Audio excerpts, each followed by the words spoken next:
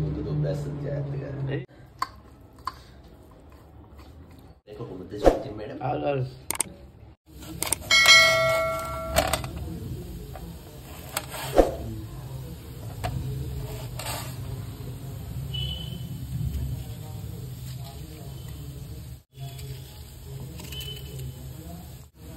ముందుగా ఇత్తనాలను తీసేసుకుని మిక్సీలో పట్టడానికి మిక్సీ గిన్నెలు వేసుకున్నాం. తర్వాత ఈ దోసకాయ ముక్కలు చిన్నగా కట్ చేసుకోవాలి.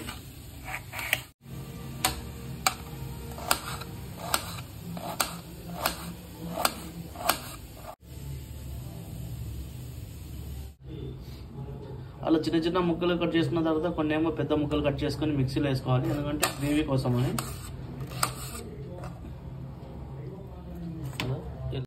కాయలో నుంచి తీసిన విత్తనాలు ఇలా కట్ చేసుకున్న ముక్కలు మిక్సీ పట్టామనుకోండి, కొంచెం గ్రేవీ స్టైల్లో వస్తుంది, తినడానికి చాలా బాగుంటుంది దోస.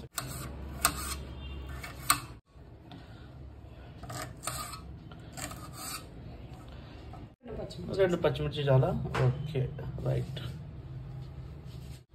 నూనె సరిపడా 2 టేబుల్ స్పూన్స్ అంతే. పోపుకి రెడీ చేసుకుంటున్నాము. శనగపప్పు 1 టేబుల్ స్పూన్ శనగపప్పు వేసాం.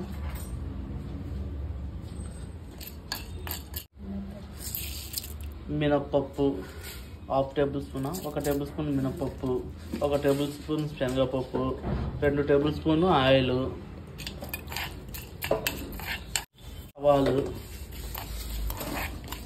ఆవాలు మాత్రం చిన్నగా కొన్ని చిటికెడంతా వేసుకోవాలి, ఎక్కువ వేసుకుంటే చేదొస్తుంది. జీలకర్ర కూడా చిటికెడంత. ఇంగువ వేస్తున్నారు, ఇంగువ వేసుకునే వాళ్ళు వేసుకోండి, ఇష్టం లేని వాళ్ళు వద్దు. 1 చిటికెడంతా ఇంగువ అందరు తినలేరు కాబట్టి ఎవరికైతే నచ్చుతుందో వాళ్ళే వేసుకోండి. కొద్దిగా పసుపు, ఎండుమిర్చి 2 ఎండుమిర్చి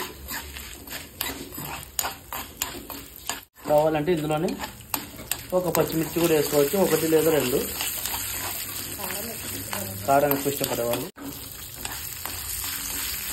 ఫైనల్గా పోపులు ఏమేమన్నాయంటే శనగపప్పు, మినపప్పు, ఆవాలు, జీలకర్ర, ఎండుమిర్చి, పచ్చిమిర్చి, పసుపు, ఇంగువ, ఈ ఐటమ్స్ అన్నీ వేసాము.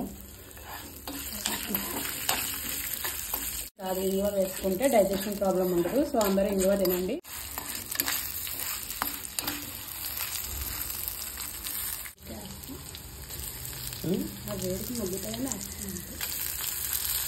అవసరం లేదు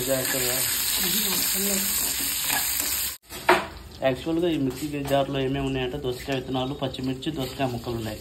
ఇంతకుముందు మీరు పోపుకి చూసారు కదా, ఈ పోపులోనే కొన్ని దోసకాయ ముక్కలు కూడా వేసాం మగ్గాలని. ఇవన్నీ బాగా మగ్గి బ్రౌన్ కలర్ వచ్చాక వీటన్నిటిని మళ్ళీ మిక్సీ జార్లో వేసుకొని మిక్సీ పట్టుకొని ఇందులో కూడా సరిపడా ఉప్పు వేసుకున్నాం అనుకోండి, దోసకాయ పచ్చడి రెడీ అయిపోతుంది.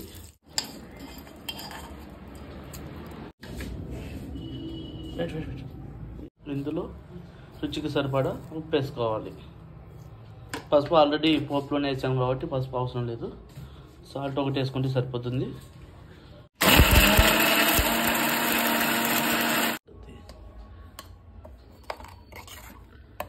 జస్ట్ 1 నిమిషం మిక్సర్ తిప్పామంటే చాలు, మెత్తగా పడిపోయింది. ఓకే, ఈ మిక్సీ పట్టిన మిశ్రమాన్ని ఈ దోసకాయ ముక్కలు వేసి కలపడమేనాక. ఓకే,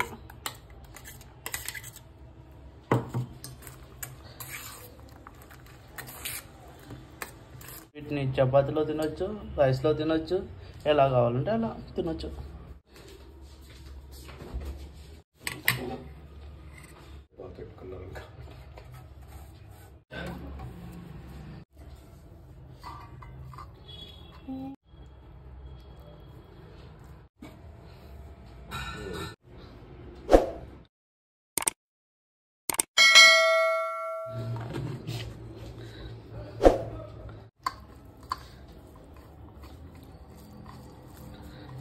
కెమెరాకి ఒక ముద్ద చూపించండి మేడం.